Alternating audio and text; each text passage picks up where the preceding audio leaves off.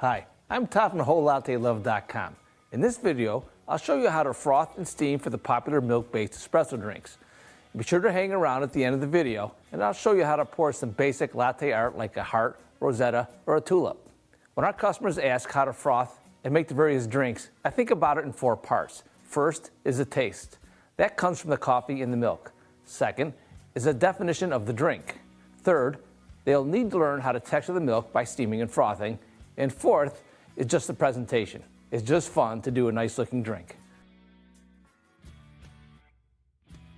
Good coffee that is properly brewed is always on the top of my list. Next is the type of milk used. Whole milk can be really sweet and give a texture that results in a smooth and creamy mouthfeel. It also mixes nicely with the espresso. When you start lowering the fat content, you'll lose some sweetness, but the milk will hold more air, so a lower fat milk will be okay for a cappuccino. The ratio of milk to espresso is a personal preference. We'll talk some general guidelines, but in the end, it should be what you like. Here's the tip. If you have a very good and fresh coffee, you may want to have more espresso and less milk. If a coffee is not so great, then you may want to reverse the ratio and use more milk. So let's define the drinks. A standard latte is normally made in a cup that is between 8 and 12 ounces. It consists of a double shot of espresso and some steamed milk with a little bit of froth on it. We like to froth the milk in such a way that we inject only a small amount of air into the milk. I recommend frothing to a temperature of about 140 degrees for the best flavor. If you get much hotter than that, you'll lose the texture and the flavor. A smaller latte, which I really like, is called a flat white, which is a latte made into a cappuccino cup. I like this because I do a few of them throughout the day, and my doctor really doesn't want me to ingest 24 to 32 ounces of whole milk every day. A cappuccino, by definition, is 1/3 espresso, froth milk, and steam milk made into a 5 to 7 ounce cup. Frothing your milk for a cappuccino is almost the same as a latte. The difference is that with the cappuccino, you inject air into the milk for a longer period of time. Your final milk temperature can be the same, but when you get it done, you will have more air, so the milk will separate a little bit better. Remember, don't forget that taste is the first thing that we are worried about, so think about the espresso to milk ratio. A cappuccino can have a single shot or a double shot. Try both and see what you like best. By definition, a cafe macchiato is an espresso marked with foam. This drink is normally appreciated by those who are espresso drinkers and want to add a little sweetness and texture from the foam. Since there is so little foam, it is especially important that the espresso be of the highest quality and brewed just right. The foam we use is normally a cappuccino type foam, but it's okay to use a latte type foam if you prefer. There are 2 parts to properly texturing the milk for the drinks you're about to make. When texturing your milk, you always start with cold milk into a cool frothing pitcher of the proper size with your proper amount of milk. Start by adding milk up to where the spout starts.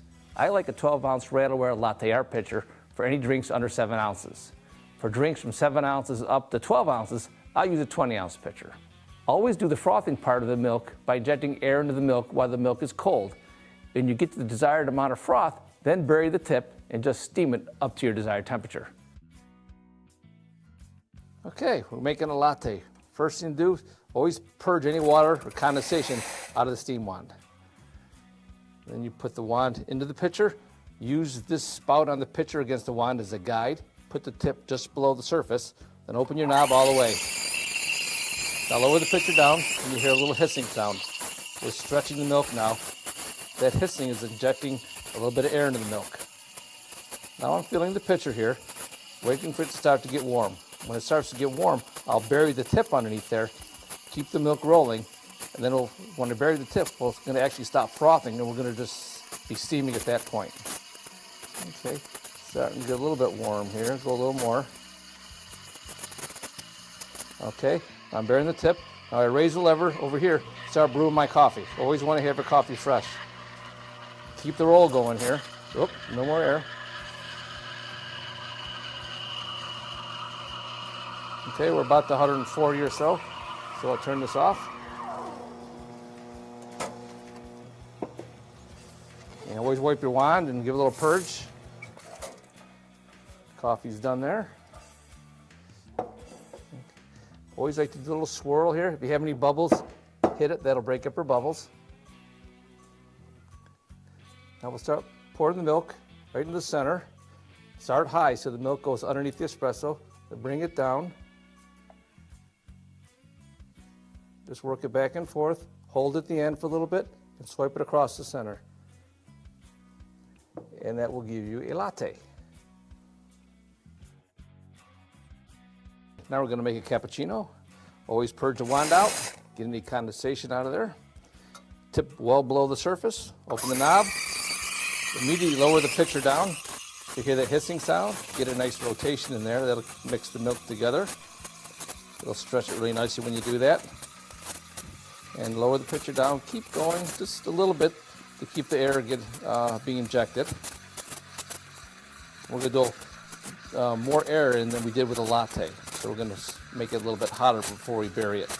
It's pretty good there now. I'm going to bury it and start my coffee.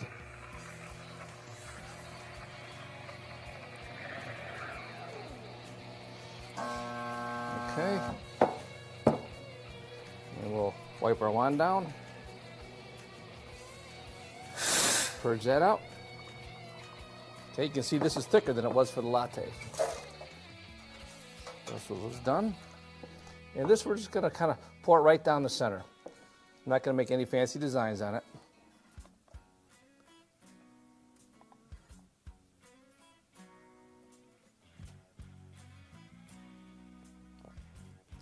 And that's the basic cappuccino.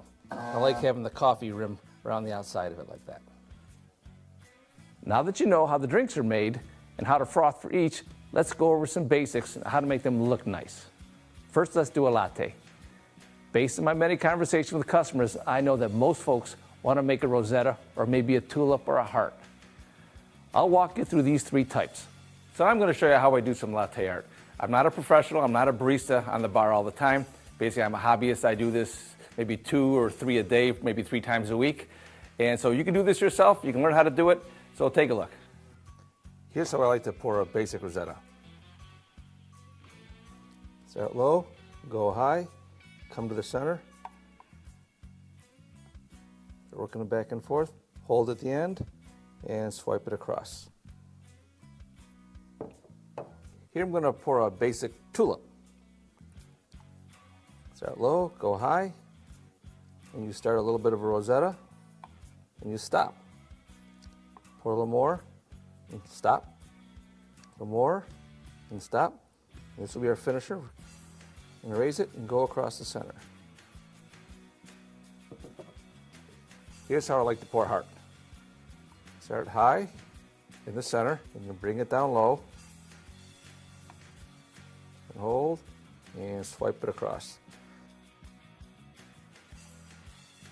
With the cappuccino, I like to pour it in such a way that the foam fills in the center and leaves a ring of coffee around the outside. This will require some practice, and the milk texture has to be just right. The cafe macchiato is very simple. Froth the milk to the texture you want, and then pour it. And you can also try and make this one look nice. That's the basis of the latte, cappuccino, and the cafe macchiato. Just remember these 4 considerations, and you will get it nailed down pretty quickly. First, make it taste really good. Use good coffee, brewed correctly. Second, decide what drink you want to make and focus in on it. Third, really pay attention to the texture of the milk, and I mean really focus in on it. And fourth, and probably the least important, try and make it pretty. I'm Todd with WholeLatteLove.com. Thanks for watching, and we hope to see you back here soon for more on everything coffee. Hey, why not subscribe now for easy free access to more videos on everything coffee, brought to you by WholeLatteLove.com.